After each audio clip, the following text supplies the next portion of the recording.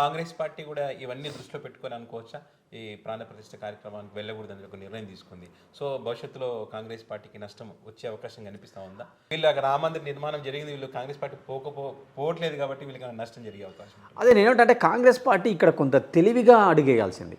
అంటే సుప్రీంకోర్టు తీర్పు ఇచ్చింది, మేము సుప్రీంకోర్టు తీర్పును గౌరవిస్తున్నాం అని చెప్పి వాళ్ళు ఖచ్చితంగా ఒకవేళ రామతీర్థ ట్రస్ట్ వీళ్ళకి కూడా ఇన్వైట్ పంపిస్తే ఖచ్చితంగా వీళ్ళు కూడా ఒకవేళ అధ్యక్షుడో మెయిన్ క్యాండిడేట్కి ఇష్టం లేకపోతే మా పార్టీ రిప్రజెంటేటివ్స్ను పంపిస్తామని చెప్పొచ్చు కదా. అంటే ఈరోజు కాంగ్రెస్ పార్టీలో అన్ని మతాలకు సంబంధించినటువంటి వ్యక్తులు కూడా ఉన్నారు కదా, అన్ని మతాలకు సంబంధించిన నాయకులు ఉన్నారు కదా. అంటే కాంగ్రెస్ పార్టీ అంటేనే ఒక డెమోక్రసీ అంటారు, ఓవర్ డెమోక్రసీ అని కూడా అంటారు కదా. అంటే ఈరోజు కాంగ్రెస్ పార్టీలో ఉన్నటువంటి రాముణ్ణి కొలిచేటువంటి నాయకులు లేరా, రాముణ్ణి కొలిచేటువంటి పీపుల్ లేరా, ఉన్నారు కదా కాంగ్రెస్ పార్టీలో కూడా. అంటే వాళ్ళకు పోవాలని ఉంటుంది కదా.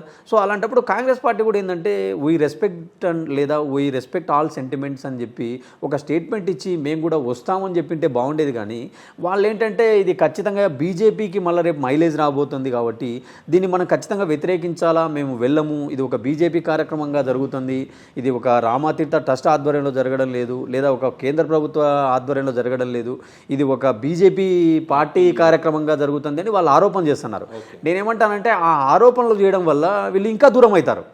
అంటే అక్కడ బీజేపీ ఖచ్చితంగా మైండ్ గేమ్ ఉంది, మనం పిలుద్దాము వీళ్ళు ఎట్ట రారు, అది మళ్ళీ మనం అడ్వాంటేజ్ చేసుకుందాం అనేది బీజేపీ యొక్క ప్లాన్. అంటే బయటికి కనపడకపోవచ్చు కానీ వాళ్ళ ఇంటర్నల్ ప్లాన్ అదే. సో వీళ్ళు తెలివిగా ఏం చేసి ఉండాల్సింది, వీళ్ళు ఖచ్చితంగా మేము వస్తాము, మాకు ప్రజల సెంటిమెంట్స్ అన్ని మతాలను గౌరవిస్తాము. మోరోవర్ కాంగ్రెస్ పార్టీ యొక్క సిద్ధాంతం ఏంది మనకు తెలుసు, లౌకికవాదం, అంటే అన్ని సెక్యులరిజం. సో అంటే అన్ని మతాలను రెస్పెక్ట్ చేయాలా. సో అలాంటప్పుడు హిందూ మతానికి సంబంధించిన ఒక గొప్ప కార్యక్రమం వీ మస్ట్ రెస్పెక్ట్ అని చెప్పి వీళ్ళు ఒక స్టేట్మెంట్ ఇస్తే సరిపోతుంది కదా.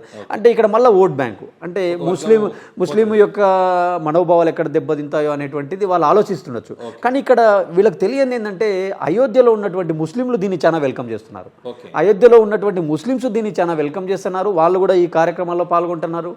ఆల్రెడీ ఇక్కడ ఏంటంటే నేను ఒక ముస్లిం యొక్క బయట చూసినాడు, ఒక వ్యక్తి యొక్క బయట, అయోధ్యకు సంబంధించిన వ్యక్తి యొక్క బయట చూసినాను. అతను కీలకంగా పోరాడినటువంటి వ్యక్తి ఈ యొక్క డిస్ప్యూట్లో. ఆ వ్యక్తి ఏమంటున్నాడంటే ఖచ్చితంగా మాకు సుప్రీంకోర్టు తీర్పు ఇచ్చింది, మేము వెల్కమ్ చేస్తున్నాము, రామాలయం లేని ఊరు లేదు, అలాగనే మా ఊర్లో కూడా రామాలయం ఉండాల్సిందే, మాకు కూడా ఇది ఒక పిలిగ్రిమేజ్ అవుతుంది, ఒక పెద్ద టెంపుల్ సిటీ అయిపోతుంది, మాకు కూడా ఇక్కడ ఉపాధి అవకాశాలు పెరుగుతాయి, మేము ఎన్ని రోజులని ఈ అంశాన్ని నానుస్తూ ఉండాలా, కొట్లాడుతూ ఉండాలా. సో ఫైనల్గా మాకు కొంత ల్యాండ్ ఇచ్చారు కదా, సో మా ల్యాండ్లో మేము కట్టుకుంటాం, వాళ్ళ ల్యాండ్లో వాళ్ళు కట్టుకుంటున్నారు, ఇది ఇంతటితో సమసిపోయింది అని చెప్పి వెల్కమ్ చేసినారు అక్కడ. అంటే ముస్లిం సామాజిక వర్గంలోని పెద్దలే వెల్కమ్ చేసినారు, ఢిల్లీలోని కొన్ని వర్క్ స్పోర్ట్స్ వెల్కమ్ చేసినాయి. అంటే ఇంతమంది వెల్కమ్ చేసినప్పుడు దీనికి ఫుల్ స్టాప్ పెట్టాలి మనం.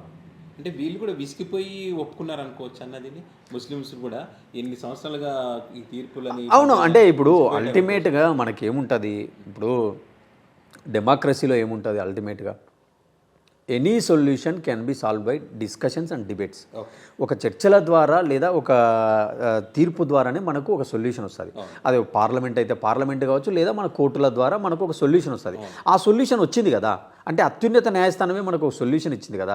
అలాంటప్పుడు మనము భారతీయ పౌరులుగా మనం రెస్పెక్ట్ చేయాలి కాబట్టి దానికి ఫుల్ స్టాప్ పెట్టాలా. ఇప్పుడు మళ్ళీ ఫుల్ స్టాప్ పెట్టకుండా మళ్ళీ యొక్క మన మనోభావాలను ప్రజల సెంటిమెంట్స్ను రెచ్చగొడితే ఇప్పుడు ఏమైపోతుంది అంటే ఇన్ని రోజులు జరిగిన ప్రాణ నష్టము, ఆస్తి నష్టము ఎవరు తీసుకురాలేరు. అంటే మళ్ళీ జరగాలని కోరుకుంటున్నామా మనం? కాకూడదు. కాబట్టి ఖచ్చితంగా దీనికి ఒక ఫుల్ స్టాప్ పెట్టేలాగా కూడా కాంగ్రెస్ పార్టీ ఆలోచించాలి. అందుకే నేను ఏమంటానంటే కేంద్ర నాయకత్వంలోని కాంగ్రెస్ పార్టీ కొంత వ్యతిరేకిస్తున్నా కూడా అక్కడ ఉత్తరప్రదేశ్లో ఉన్నటువంటి కాంగ్రెస్ నాయకత్వం కానీ మధ్యప్రదేశ్లో ఉన్న కాంగ్రెస్ నాయకత్వం మేము ఖచ్చితంగా ఆ కార్యక్రమానికి వెళ్తామని చెప్తున్నారు. అంటే ఇక్కడ పార్టీలో ఉండే ఇతర వర్గాల సెంటిమెంట్స్ని కూడా మనం గౌరవించాలి.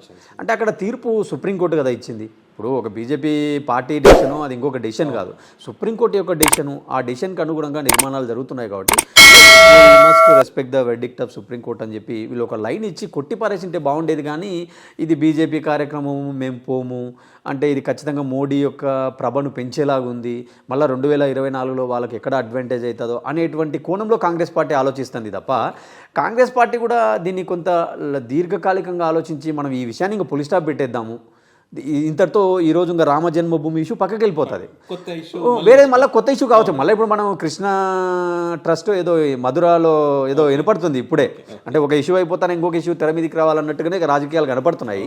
నేనేమంటానంటే ఈ విషయాన్ని ఇంతతో ఫుల్ స్టాప్ పెట్టినట్టుండేది కాంగ్రెస్ పార్టీ కూడా అటెండ్ అయ్యి ఉంటే అనేది నా భావన.